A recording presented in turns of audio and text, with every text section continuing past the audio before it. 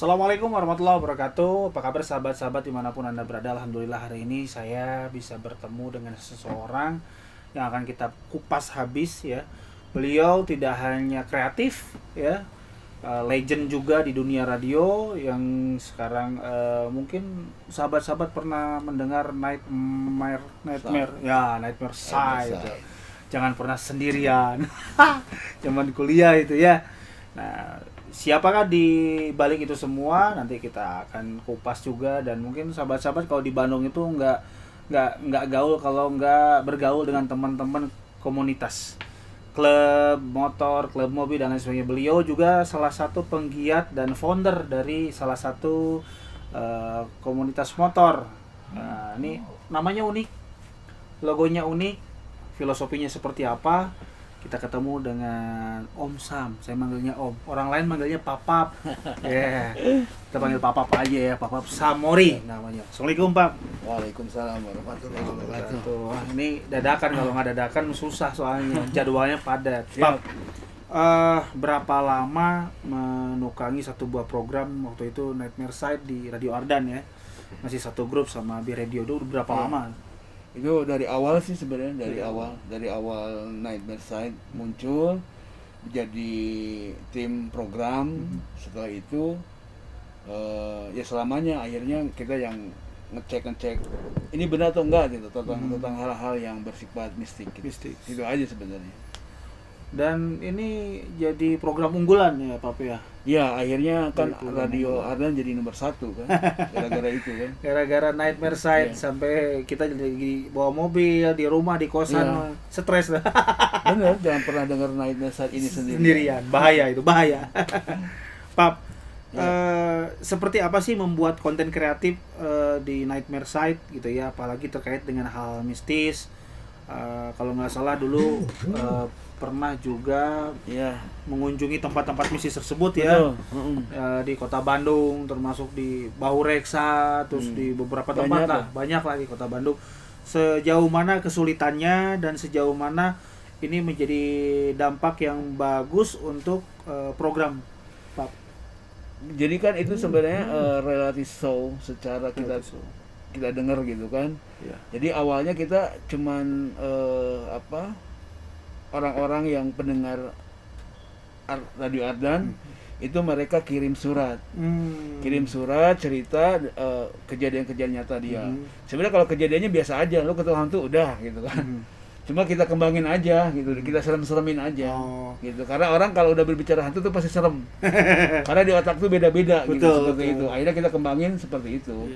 Dan kita cek juga, oh ini betul atau enggak sih. Nah, kita cek ke tempatnya gitu. Karena di situ kan ada kalau kita secara spiritual, kita merasakan kalau ini oh iya ini pernah ada nih, ini ada kayak gitu. Oke. Tapi lama kelamaan tetap ujung-ujungnya mah kalau saya mengarang aja udah. Tapi alhamdulillah pada saat kita bicara ngarang nih, kalau kita bicara pernah dibilang ada kampung kuntilanak tuh. Iya. Yang daerah apa itu? Gerbong itu ke atas sempat kan? viral itu kan? Ya, sempat viral. Itu sebenarnya karangan, tapi emang kenyataannya waktu itu saya lihat cewek-cewek gitu kan, cewek-cewek nggak pakai, jadi belakangnya tuh bolong bajunya. Bukan gaib gitu kan. Tapi saya ceritain di Nightmare itu kalau itu adalah gaib gitu. Akhirnya dan sekarang kenyataannya banyak gaib. Di awalnya adalah fiksi mungkin ya, tapi jadi realita ya. Banyak kayak gitu, digitu-gituin juga jadi akhirnya ya jadi gaib lah. Pak, pernah nggak selama menukangi satu buah program Nightmare Side tersebut ada yang datang ke studio gitu ya, pengen kenalan, pengen ketemu siapa sih yang bikinnya segala macam, pernah? Oh iya, kalau secara itu mungkin banyak ya. Cuman karena Bapak ini sebenarnya saya kan bagian di produksinya gitu kan, di bagian produksi. Jadi dari awal nih take nih, kalau orang-orang take vokal, terus Pop yang bikinnya. Tapi pada saat mereka take vokal, ini kurang, kita yang ngedaraiknya. Jadi sekaligus saudara juga. Terus banyak orang yang pengen tahu, malah sebenarnya bukan orang aja yang pengen tahu, gaib aja dulu gitu. Lagi di zaman jurangnya itu, tiba-tiba ada yang bilang assalamualaikum gitu. Saya malam-malam bikin tuh. Udah malam-malam assalamualaikum, ketok-ketok pintu, pas dibuka, yang assalamualaikumnya di bawah tapi dia lagi pegang kepala gitu. Iya. Itu aja. Tapi biasa aja karena kita orang biasa aja, Sunda biasa aja gitu. Assalamualaikum. Gitu. Iya di dia. Nah, mungkin kalau orang yang penakut ya pasti takut gitu. Iya. Karena gaib itu nggak perlu ditakutin gitu. Betul. Banyak cerita yang disampaikan di program Nightmare Side, ada yang memang fiksi, ada yang memang nyata, tapi alhamdulillah mudah-mudahan itu jadi manfaat ya, bahwa gaib itu nyata dan memang Allah menciptakan tidak hanya manusia tetapi ada jin ya. Betul. Dan manusia hanya untuk beribadah kepada Allah. Betul. Nah, sekarang bergeser sedikit, Pak. Siap. Nih udah beberapa lama Papa aktif menjadi pegiat di komunitas motor. Iya, betul. Nama klub motornya Banyak. Ghost Rider Iya, kalau sekarang Indonesia. Ghost Rider Indonesia. Kalau dulu apa Pak dulu? Dulu pernah jadi gini, sebelum Ghost Rider tuh gimana, Pak? SOG dulu. SOG dulu. Dari SOG kebetulan mendapat nomor tuh 28 gitu. Jadi pada saat pendiri SOG kita nyari-nyari orang gitu. Iya. Dari situ dari SOG berkembang jadi CSG, akhirnya ketemu dengan Pulsar lah kalau di motor ya. Iya. Di Pulsar saya diriin yang namanya AMBI, Asosiasi Motor Budget Indonesia. Gitu. Dan sekarang sebenarnya sebelum AMBI itu kita sudah ada Ghost Rider. Ghost Rider ini bukan penggiat motor.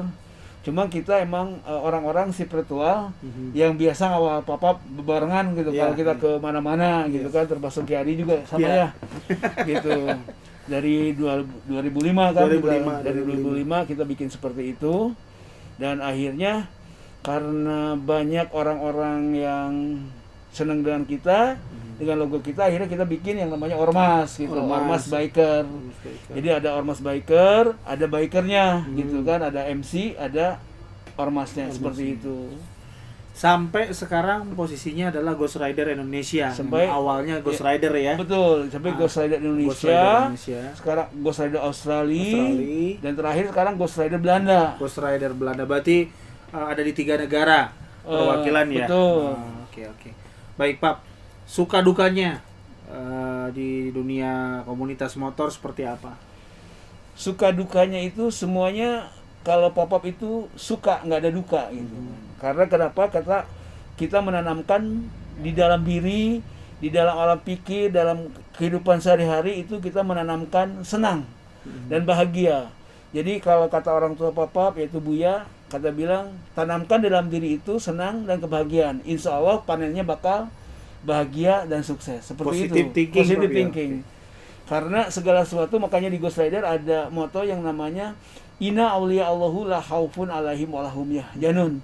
Bersama wali Allah tidak cemas dan tidak takut. Makanya kita lempeng-lempeng aja santuy gitu. Tapi di mana kita salah ya kita wajib minta maaf. Ya. Di mana kita benar tegakkan itu keadilan. Gitu aja. Siap. Pak, ini kan di Indonesia sudah ada di beberapa kota ya. Betul. Terus di luar ada di Australia dan di Belanda. Ya.